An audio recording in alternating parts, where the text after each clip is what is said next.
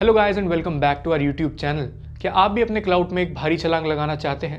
क्या आप भी सोशल मीडिया पे हर महीने 1 मिलियन से ज्यादा फॉलोअर्स गेन करना चाहते हैं? क्या आप भी इंडिया का सबसे बड़ा रियलिटी टीवी शो जीतना चाहते हैं? तो गाइस इस वीडियो को लास्ट तक देखते रहना और सब्सक्राइब बटन को तोड़ देना और बेल आइकन दबा लेना और मेरे बताए ये 4 टिप्स फॉलो कर लेना।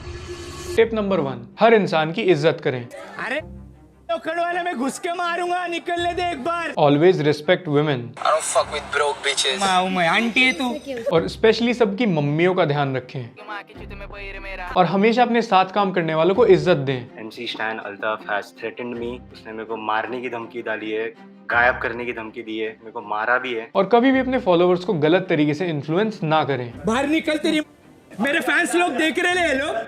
तो बिग बॉस 16 के विनर के अनाउंसमेंट के बाद से काफी सारे लोग शॉक्ड हैं क्योंकि उन्हें बिल्कुल भी एक्सपेक्टेड नहीं था कि एक बस्ती से आने वाला लड़का और एक वुमेनाइजर देश के सबसे बड़े रियलिटी शो का विनर बन जाएगा।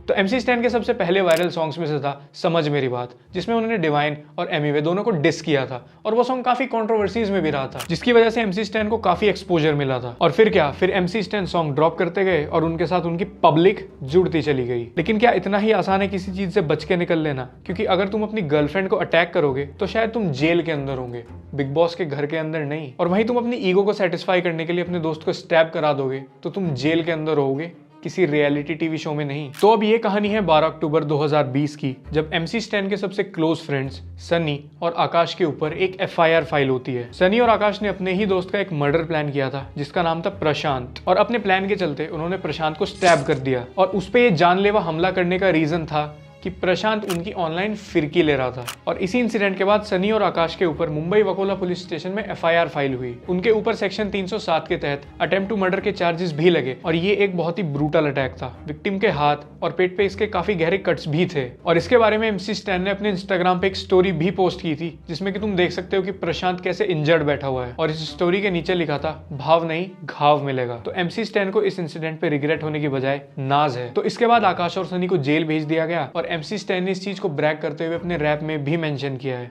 थोड़े दिन रुक, मेरा शूटर आ रहा छूट के। और MC स्टैन की एक्स कजाशी, जिससे ब्रेकअप होने के बाद MC स्टैन ने अपने फैन से उनको काफी हेट पड़वाई थी। और MC स्टैन के ही दोस्तों ने उसकी एक्स को अटैक भी किया था। उन लोग मेरे को फॉलो किए, या आकाश करके एक है वो, एंड वर्धमान, और 2-3 थे। मेरे को अकेले मारने के लिए इतने सारे लोग लाए। अभी कैसे गैंगस्टर है इन लोग। और कमाल की बात यह है कि वर्धमान आज MC स्टैन को मैनेज करता है। इस इंसिडेंट के बाद भी इन तीनों के ऊपर एक FIR दर्ज हुई थी जिसमें सनी और आकाश के साथ वर्धमान का भी नाम था। तो अब MC स्टैन और उसके होमीज गैंगस्टर बन के किसी को भी अटैक कर देते हैं या किसी को भी हैरेस करने लगते हैं, वो भी जब भी उनका मन करे।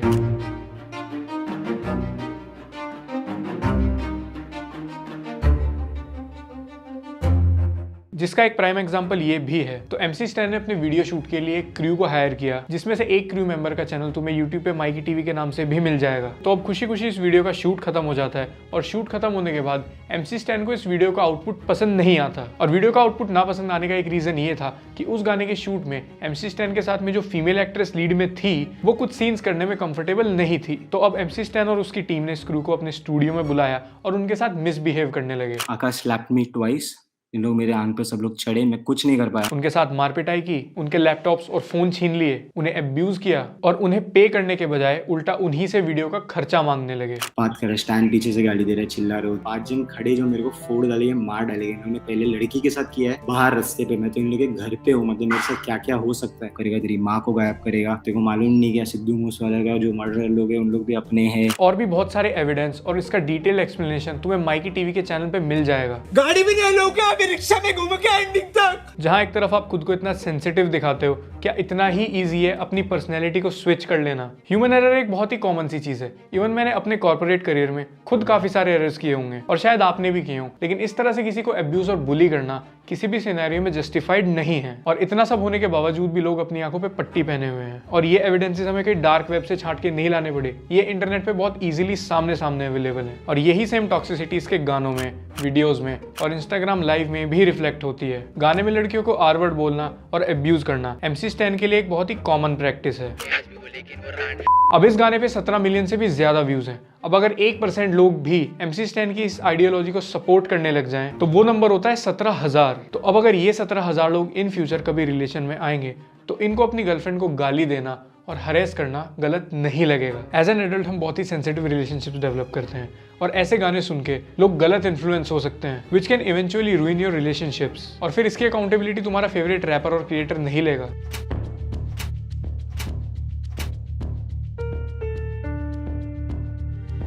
तो अब असली प्रॉब्लम यहाँ पे ये है कि जो बच्चे MC स्टैन को एडमायर करते हैं और उसके सॉन्ग्स को फॉलो करते हैं उनको ये सब टॉक्सिक नहीं लगता, क्योंकि उन्होंने अपने इस बबल के बाहर ज्यादा कुछ एक्सप्लोर ही नहीं किया। तो जो कुछ भी MC स्टैन अपने गानों में बोल देगा और अपनी लाइव वीडियोस में कह देगा उनके लिए वही सच है। तो अब कुछ लोग बोलेंगे कि पंजाबी इंडस्ट्री में भी तो ऐसे गाने बनते हैं कि जिसमें नशे, गन्स और पार्टीज को ग्लोरीफाई किया जाता है, तो उससे तो कोई फर्क नहीं पड़ा, तो आप MC स्टैन को ही टारगेट क्यों कर रहे हो? तो अब अगर हम इन गानों का इन्फ्लुएंस पंजाब के ऊपर देखें तो ऐसे म्यूजिक के यंगर जनरेशन में फेमस होने के बाद पंजाब में गन कल्चर काफी ज्यादा बढ़ गया है। जो पंजाब एग्रीकल्चर और हेरिटेज के लिए जाना जाता था, आज वहाँ की यंगर जनरेशन के बीच ड्रग प्रॉब्लम्स काफी सीरियस हो गई हैं। और बिग बॉस जीतने के बाद जब MC स्टैन की पॉपुलैरिटी ऑल टाइम हाई है, अब जब भी वो अपने गानों में अपने इन टॉक्सिक बिलीव्स को ग्लोरीफाई करेगा तो अब तो किसी भी लड़की को ये वर्ड्स बोलना और हैरेस करना काफी नॉर्मल हो जाएगा। और फिर इन सब पॉइंट्स को डिफेंड करने के लिए ये बोलते हैं ये अंडरग्राउंड इंडस्ट्री है, हिप हॉप इधर ऐसे ही चलता है। पर एज अ आर्टिस्ट तुम्हारी भी तो कोई रिस्पॉन्सिबिलिटी बनती है, और शायद इस रिस्पॉन्सिबिलिटी को डिवाइन ज्यादा अच्छे से समझते हैं। डिवाइन जो कि एक बहुत ही सिमिलर बैकग्राउंड और स्टोरी शेयर करते हैं, उन्होंने खुद को as an artist MC Stan से काफी ज्यादा अच्छा प्रेजेंट किया है। बेसिकली डिवाइन का इन्फ्लुएंस पब्लिक पे ये रहा है कि तुम कैसे बस्ती से निकल के लाइफ में कितना कुछ बेटर कर सकते हो। और आपने ये भी देखा होगा कि डिवाइन अपनी गर्लफ्रेंड सवीना को अपने गानों में कितने अप्रोप्रिएट तरीके से और कितना रिस्पेक्टफुली मेंशन करते हैं। सो एज एन आर्टिस्ट तुम्हारी ये रिस्पॉन्सिबिलिटी बनती है कि तुम्हारी ऑडियंस कहीं पे भी जाके केओस ना क्रिएट करे और वो तुम्हारे लाइफ एक्शन से इन्फ्लुएंस होके कोई भी गलत स्टेप ना ले। और बिग बॉस में भी किसी कंटेस्टेंट की बहस अगर MC स्टैन से हो गई तो अगले ही दिन उस कंटेस्टेंट के सोशल मीडिया हैंडल का कमेंट सेक्शन गालियों से भर जाया करता था। वहाँ पे गालियां, डेथ थ्रेट्स और रेप थ्रेट्स की मार्केट लग जाया करती थी। और अगर तुम्हें इसका लाइव एग्जांपल देखना है तो हमारी वीडियो का ये कमेंट सेक्शन चेक कर लेना। अब तक तो MC स्टैन भाई की आर्मी एक्टिवेट हो गई होगी। सपोज अगर 10 फरवरी को किसी कंटेस्टेंट की लड़ाई MC स्टैन से हो गई तो 11 तारीख को उसका कमेंट सेक्शन ऑटोमेटिकली गालियों से और रेप थ्रेट से भर जाया करता था। और जब अर्चना और MC स्टैन के बीच में बीफ हुआ जिसमें MC स्टैन ने उनको शेवड़ी बुलाया, वाह यार MC भाई इज सो सैवेज, उसके बाद भी अर्चना के कमेंट सेक्शन में अनलिमिटेड रेप थ्रेट्स आए थे।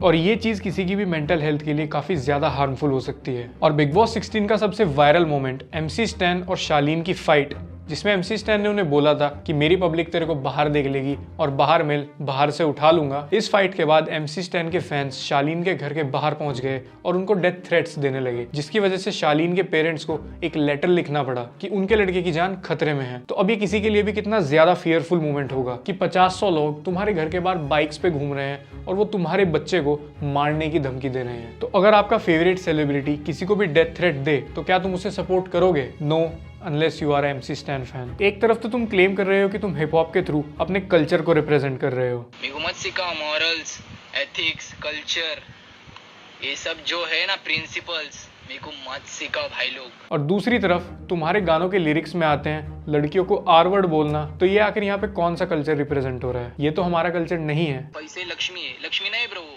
पेपर से। एक तरफ दिवाली पे घराई लक्ष्मी की हम पूजा करते हैं और दूसरी तरफ उसी लक्ष्मी को हम सिर्फ कागज का टुकड़ा और नोट बोल रहे हैं। ये भी हमारे कल्चर में नहीं है। और ये गैंगस्टर शेट और अपने इधर तो ऐसे ही चलता है से भी अपना कल्चर रिप्रेजेंट नहीं होता। आई थिंक इससे कोई और कल्चर जरूर रिप्रेजेंट हो रहा है। पहले तो खुद को ओरिजिनल बोल दो और फिर वेस्टर्न कल्चर के फुटप्रिंट्स फॉलो कर लो, और फिर अगर तुम्हें कोई पकड़ ले तो फिर उसको बोल दो कि ये इधर ऐसे ही चलता है, मालूम है ना, मेरे को मत सिखा, मैं सब पढ़ के आया हूँ इधर। तो अब आपने भी नोटिस किया होगा कि कोई भी इन्फ्लुएंसर MC स्टैन के बारे में कुछ भी नेगेटिव बोल दे तो उसको कमेंट सेक्शन में भर भर के हेट आने लगती है, क्योंकि इनकी PR टीम ने और इनके फैंस ने मिलकर इंटरनेट पे ऐसे ग्रुप्स बनाए हुए हैं जिसका यूज ये दूसरे लोगों की वीडियो पे रेड मारने के लिए करते हैं। ऐसे वीडियोस के लिंक इन ग्रुप्स में फॉरवर्ड किए जाते हैं और फिर MC स्टैन आर्मी अपने काम पे लग जाती है और इनका ऑब्जेक्टिव ये होता है कि इनके अगेंस्ट इंटरनेट पे कोई भी ना बोले। अब भले ही हनी सिंह और बादशाह जैसे आर्टिस्ट ने भी पास्ट में कितने ही मिस्टेक किए हों, लेकिन उन लोगों ने कभी भी पब्लिक में अपनी इन मिस्टेक्स को ब्रैग नहीं किया और ना ही उन्होंने कभी अपनी ऑडियंस का मिसयूज किया किसी को रेड डलवाने के लिए और किसी पे मास अटैक कराने के लिए। तो सिर्फ कुछ मिलियन व्यूज लाने से, महंगी ज्वेलरी पहनने से और वाइड फैन बेस होने की वजह से तुम इन सीरियस एलिगेशंस और अपने इस टॉक्सिक बिहेवियर को जस्टिफाई नहीं कर सकते। अगर तुम्हारे पास एक डायहार्ड फैन बेस है तो तुम्हें कोई भी क्रिमिनल एक्टिविटी करने का टिकट नहीं मिल जाता। उल्टा तुम्हारी रेस्पॉन्सिबिलिटी बनती है कि तुम अपने फैंस को एजुकेट और इन्फ्लुएंस करो कि वो मेरे आर्ट और मेरे लाइफ इंसिडेंट की वजह से ऐसे एक्टिविटीज में इन्वॉल्व ना होने लगे। लेकिन अगर वो यहाँ पे ऐसा करेंगे तो उनका प्रमोशन कैसे होगा और अल्टीमेटली इसका नेगेटिव इफेक्ट उनकी मार्केटिंग के ऊपर पड़ेगा। और तुम अपने आर्ट के नाम पे कुछ भी ऐसा वैसा ग्लोरीफाई नहीं कर सकते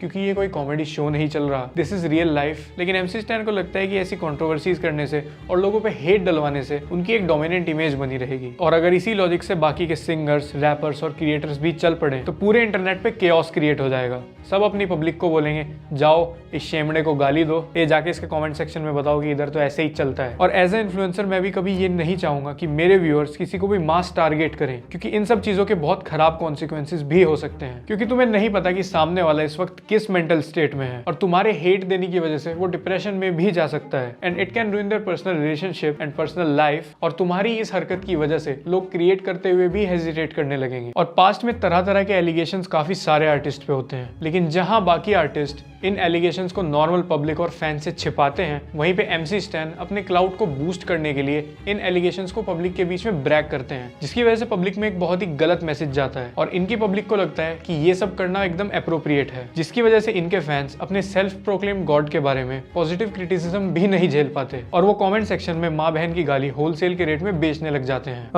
तो यार ultimately MC stand, congratulation on winning big boss season 16। मैंने इतने अच्छे से किसी की PR टीम को काम करते हुए नहीं देखा कि बिग बॉस सीजन शुरू होने के 3 हफ्ते पहले से अपना एक मीम वायरल करा दो और पूरे टाइम बिग बॉस के घर में अपनी इमेज व्हाइट वॉश कर लो और विनर बन के बाहर निकलो और इस देश के सबसे अच्छे और सज्जन व्यक्ति बन जाओ। और जो लोग बोल रहे हैं कि MC स्टैन को तो खुद बिग बॉस ने बुलाया, अगर इतना सब कुछ खराब होता तो बिग बॉस उसे बुलाते ही क्यों? तो बिग बॉस ने तो ऐसे लोगों को भी बुलाया जिनके ऊपर 9 मीटू के केसेस पेंडिंग हैं। और गेस करो शो में MC स्टैन का बेस्ट फ्रेंड कौन बना था? जौहरी को हीरे की परख हो ही जाती है। And by the way congratulations Priyanka, you had all the qualities of a winner and even Salman भाई would agree. But I will tell you कि आपके पास क्या नहीं था और आप कहां लैग कर गए थे। आपके पास एक मैनेजर नहीं था जो आपके लिए मर्ड। तो अगर मैं सबको बिग बॉस के पर्सपेक्टिव से देखूं तो as a production it's a win win situation for me. Show का टारगेट है TRP जनरेट करना, जो MC स्टैन ने उनको करके दे दी। लेकिन अगर हम एज अ व्यूअर इग्नोरेंट हो जाएंगे तो अकाउंटेबिलिटी और रिस्पॉन्सिबिलिटी जैसी चीजों का कोई मतलब ही नहीं बचेगा और आर्टिस्ट और कंटेंट क्रिएटर तुम्हारी मोबाइल स्क्रीन पे नहीं, तुम्हारे पास वाले पुलिस स्टेशन में ज्यादा दिखने लगेंगे। और भाई आकाश और सन्नी आते ही होंगे, तो मैं चलता हूँ यार, मेरे अंडरग्राउंड होने का टाइम हो गया है भाई। क्या रे शेमडे, क्या बोले ला स्टैन के बारे में? लौड़े, देखो कल्चर के बारे में मालूम क्या? हिप हॉप के मेरे को कल्चर के बारे में मत सिखाओ, रूट्स और वैल्यूज के बारे में मेरे को मत सिखाओ। सो इस वीडियो को यहीं पे एंड करते हैं और मुझे अपना ओपिनियन भी कमेंट सेक्शन में बताना और मुझे ट्विटर और इंस्टाग्राम पे फॉलो कर लेना, लिंक तुम्हें डिस्क्रिप्शन में मिल जाएगा। और हमारा व्लॉग चैनल लक्ष्य चौधरी व्लॉग्स, उसको चेकआउट करना और अच्छा लगे तो सब्सक्राइब कर लेना और अच्छा ना भी लगे तो सब्सक्राइब तो कर ही लेना। उस पर हमारे 4 लाख सब्सक्राइबर्स भी कंप्लीट होने वाले हैं और thank you for 1 lakh in advance.